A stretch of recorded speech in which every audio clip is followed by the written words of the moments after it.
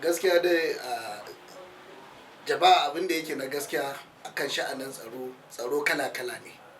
Akwai tsaro na cikin gida na iyaye, akwai tsaro na unguwa wanda yake jama'a unguwa ne, akwai tsaro na wajen gari wanda yake gwamnati ita ke da manhajar kare shi, da kuma tsaro wanda yake na iyaka mu da wasu ƙasashe wanda ke manyan jami'an tsaro ke da shi.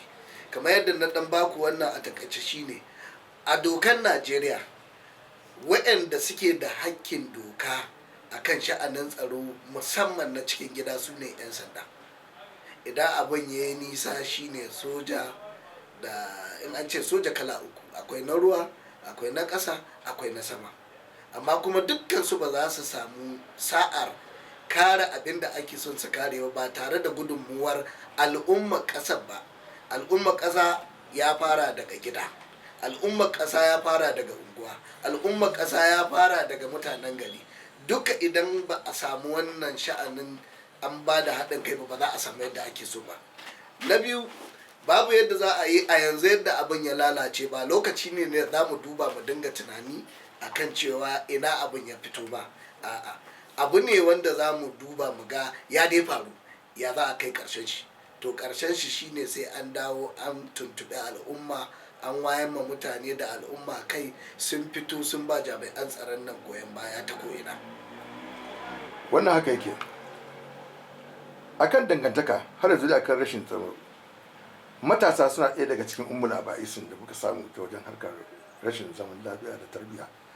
Me za ka ce game da matasan dangane da harkar tsaro, rashin samun zaman lafiya yau wanda matasan sun yi dumu-dumu a cikin al'amarin nan? To gaskiya dai a takaice dai in an ce yanzu rashin tsaro, matasa su ne rashin tsaro.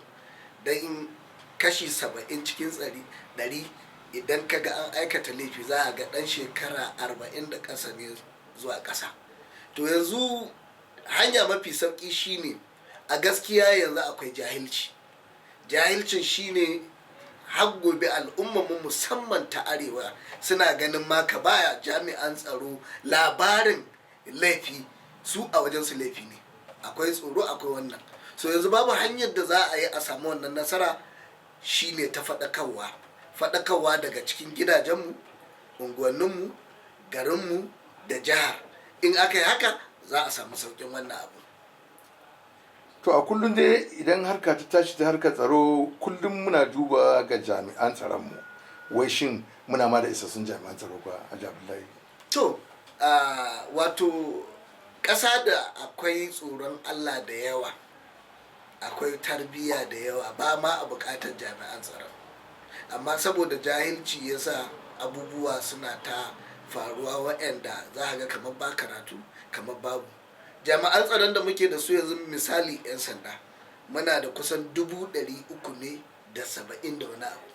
Haka sojoji muna da ne dududu in ka hada da 'yan sanda da sojojin ba a kai miliyan 2 ba. Kana nufin a duk Najeriya? A duk Najeriya. A ƙasa ne wacce take da kusan miliyan 200? Babu. Amma cikin yadda wannan ƙasa yanzu muka tsinci kanmu a ƙarƙashin shugaban ƙasa, alhamdulillah hankalinmu ya fara kwantawa. Ga 'yan sanda an ba su dama a ɗauki mutum 10,000 kuma an ɗauki 10,000, an ɗauki 6,000. To in ka haɗa da wayancan da ake da su, an ɗauki 10,000, an ɗauki 10,000, yanzu ga 10,000 ga 6,000, kaga an samu ƙarin 2,200, 2,500, 26,000. Yanzu ga an ba jami'an tsaro na farin kaya wata civil defense za su ɗauka. Gaya an ba sojoji suna ɗauka. To daga nan zuwa ɗan lokaci za a ga an samu yadda ake so. To wannan haka yake. Wato Abdullahi, da da muke yara mun sani akan cewar al'amarin tsaro ba wai kawai ya dangane ne da jami'an tsaro kawai ba. A unguwanni, masu unguwanni, sarakuna, iyaye, kowa yana da nasa gudunmawa da zai bayar ta wajen harkar tsaro. Menene yana da nashi harkar tsaro? Yau idan ka ga yaro yana wani abu a unguwa ba dama kai masa magana, kana gudun kar magana ya taso tsakanin ka da makocinka ko wani mahaifinsa. Kai yau kai misali ko a makaranta aka taba dan mutum, malami da yaro sai ga an zo ana nema a tada jijiyar wuya. Ba kamar da ba wanda idan kai laifi makwabci zai ga yaro ya kwabe shi, uban yaro ya zo kuma ya godiya. Harkar ba haka take ba yanzu. shin me zaka ce akan wani al'amari ne? To alhamdulillah ita ma wannan matsala da ta kici ta kicin yawa na irin wannan an fara samun ci gaba, domin a yanzu bayanin da nake maka in ka duba kusan kowace unguwa a arewa yanzu akwai 'yan banga na cikin unguwa, don saboda yadda abin ya kai ya dame su, su da kansu sun fara daukan sanduna ko kara da addasu. To wannan gwamnati mai adalci sai ta duba ta ga to ya kamata a yi rabashin wannan abu.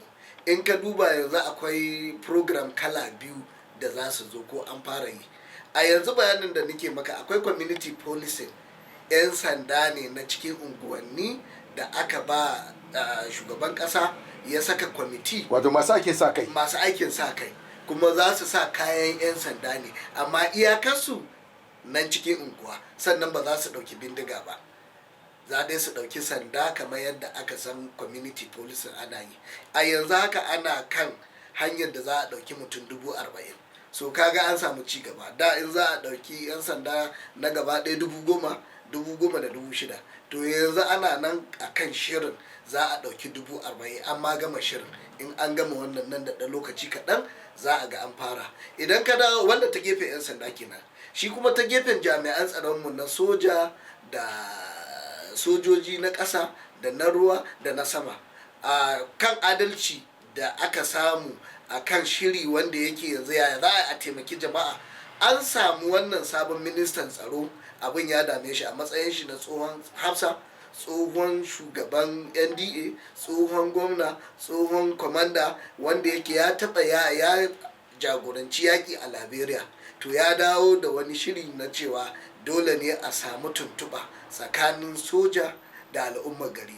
Yanzu haka akwai shirin da ya bullo da shi akan taimaka ma shugaban kasa da jami'an tsaro, za a sa farar hula su dinga yi, domin soja da an ɗauke shi bai hula da mutane, yanzu mu kuma ga yayi. To in ka hada da kan na 'yan sanda yanzu da aka samu da shi yanzu wanda ake shiri, da izinin Allah daga nan zuwa shekara 1 in suka ci gaba da yin abin nan da suke shiri, in Allah da za a fita kunya.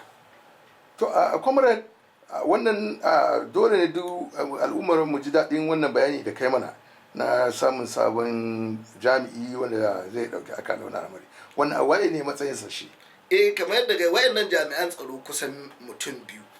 Idan ka duba shi shugaban 'yan sandan Najeriya, ni na san shi shekara kusan 16. Tsohon jami'an tsaro ne na farin kaya a cikinsu. Ya zauna state CID, ba abinda bai sani ba na al'umma, kusan duk ƙasar nan ba inda bai je ba, har Interpol wanda ake dan sandan ƙasa da ƙasa yayi. Shi yasa aka samu wannan ci gaban. A yanzu haka akwai wani shiri na wayoyi da za a sa, wanda daga unguwarka in ka tura abu zai gani, zai yi magana. Kaga ɗaya kenan. Idan ka dawo a na soja, a yanzu a ministocin nan da aka sa, wannan ministan tsaro da aka sa shi kaɗai ne jami'in tsaro a cikin ministoci, kuma bai da minista mai taimaka masa, saboda yadda da sanin da aka yi cewa kwararre ne wanda zai kawo. To kaga ba abin mamaki ba ne da aka same shi. Sunan shi General Bashir Salihi Magashi. Mai farin ciki haka. A ganin ka Comrade Abdullahi, ka daɗe a cikin harkar nan, kai yau in aka yi maganar tsaro, harkar tsaro, dole a kira ka, a kira sunanka. Kai a ganin ka tafiyar nan da shi sabon minista da zai yi, kana jin bai kamata a ce ya shigar da sarakuna, masu unguwanni, hakimai, dagatai da kuma mutanen unguwa a cikin wannan harkar ba, don saboda taimaka su sauran jami'an tsaro? Gaskiya a yanzu bayanin da nake maka, a yadda na san su wayannan jami'an tsaro, kuma sa'ad da muka yi ministan 'yan sanda wato Muhammad Mai Gari Dingyadi, tsohon sakataren gwamnatin jihar Sokoto ne, kaga shi ma gugaggi ne. Dan duk wanda zai rike sakataren gwamnati shekara 8 a Sokoto, kaga shi ma gugaggi ne. In dai a yadda suke shiri, in kai hira yanzu haka da ministan tsaro, kaga zagayen da ya yi a Maiduguri, kaga ya fara da community policing ne.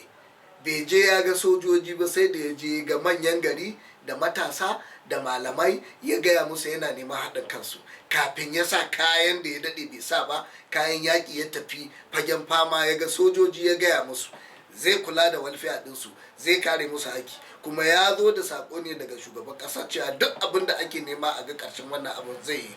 Idan ka tuna kuma shi kuma inspector general of police wato shugaban 'yan sandan Najeriya sati 2 da ya wuce ya tafi Port Harcourt, ya tafi Ibadan, ya gana da duka jami'an gwamnoni da wannan irin abin da ministan tsaro ya shi ma abin da yake nan. So kaga tunaninsu ɗaya, hankalinsu ɗaya, kuma ƙudurinsu shine